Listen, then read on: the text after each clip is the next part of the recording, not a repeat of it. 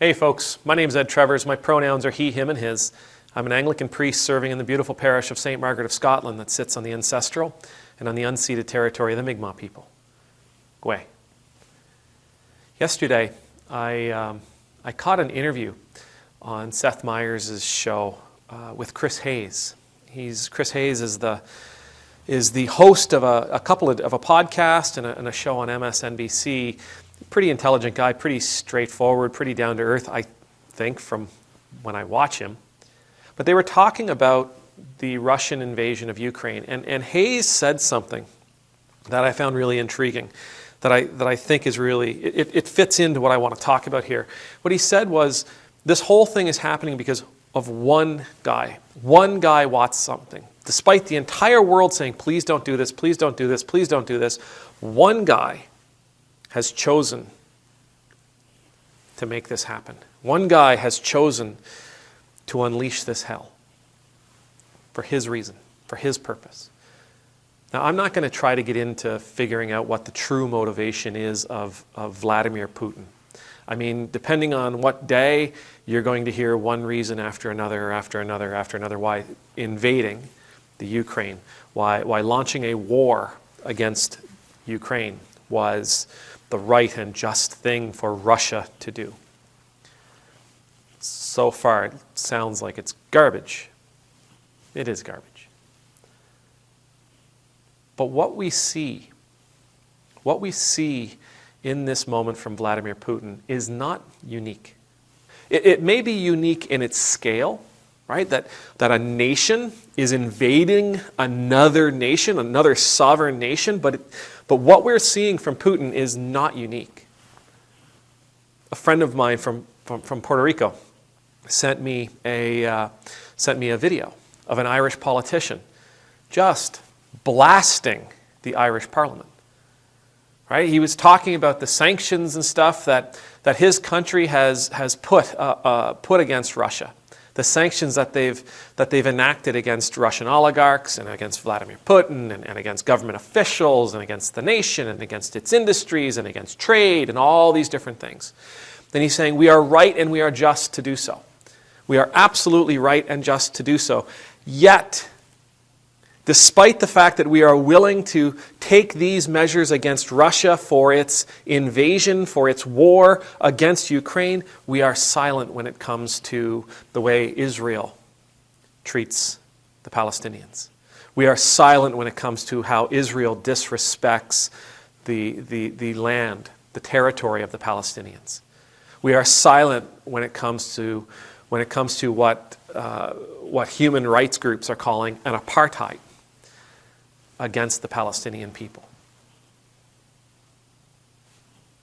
This same mentality that we see in Vladimir Putin is everywhere.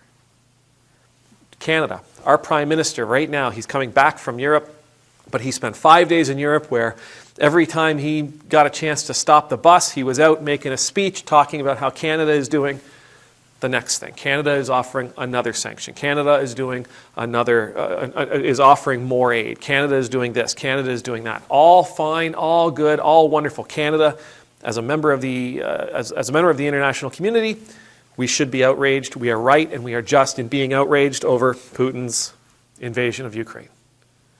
But when he comes home, my Parliament here in Canada, whether he's the Prime Minister or somebody else is the Prime Minister, the Parliament of Canada, the federal government of Canada will probably at some point send in RCMP, armed, trained, equipped RCMP officers onto indigenous territory to take possession of sovereign indigenous land. Because we want to put a pipeline through. We want to put a highway through. We want to take some minerals from it. We want to take natural resources from it. We want to, whatever it happens to be. Despite the fact that the indigenous community may not want us there, we're going to go and we're going to take it. We're going to go and we're going to take what we want. What's the difference? Right? What's the difference between what our government does to our indigenous peoples and what Vladimir Putin is doing to Ukraine?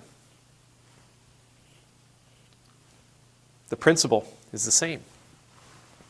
I have the might, therefore I have the right. I want something, and I believe I can take something from somebody else in order to satisfy my desire, in order to feed myself, in order to give myself what I need. And I have the ability to do it. Doesn't matter what that does to the other person. I don't care about that. Doesn't matter how it impacts them. Doesn't matter how it affects them. Doesn't matter how it diminishes them. I don't care about that. What I care about is I want my way. I want what I want. I have the might, and therefore I have the right. It's the same principle. It's the same. We see this principle all over the world. We see this principle on interpersonal levels, in our relationships. We see this principle when it comes to how our nations interact. We see this principle when it comes to corporations and how corporations interact with their customers and how corporations interact with other corporations. We can, and so we will.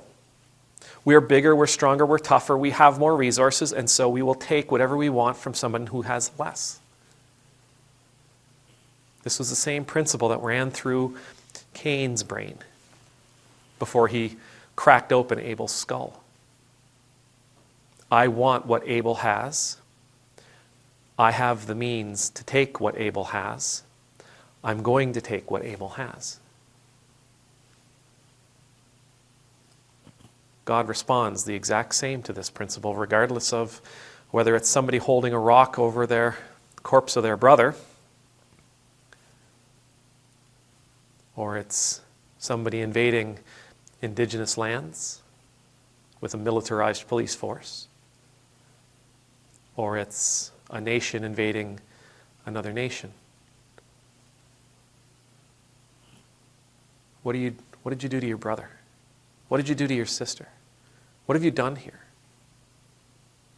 Now, in that passage in Genesis chapter 4, Cain replies, "Am I my brother's keeper?"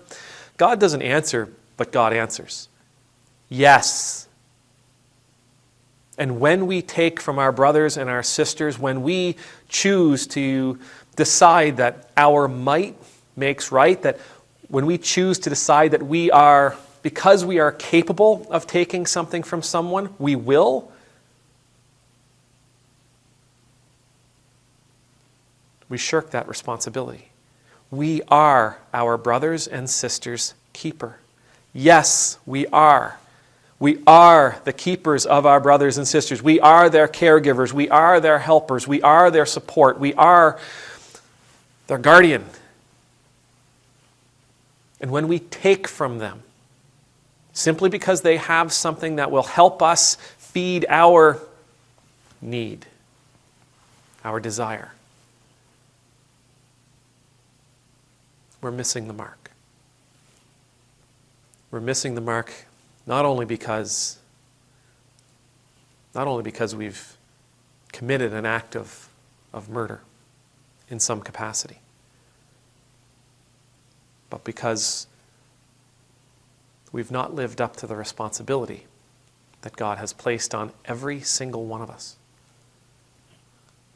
It is good, it is right, it is just that we stand up and say, what Vladimir Putin, the war that he has launched against Ukraine, is wrong. It is right and good and just for us to say that and for us to react. And for us to put sanctions in place and for us to send aid, absolutely.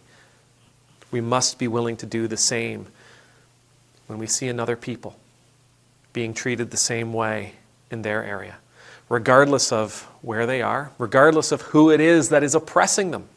We need to be willing to say, you have a responsibility to your neighbor. You have a responsibility to your brother and sister. You are not living up to that responsibility.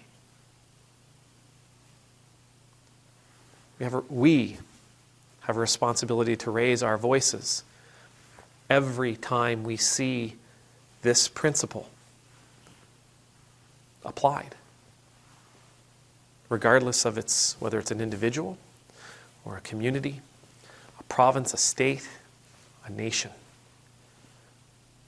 We have a responsibility to stand up and say, this is not okay.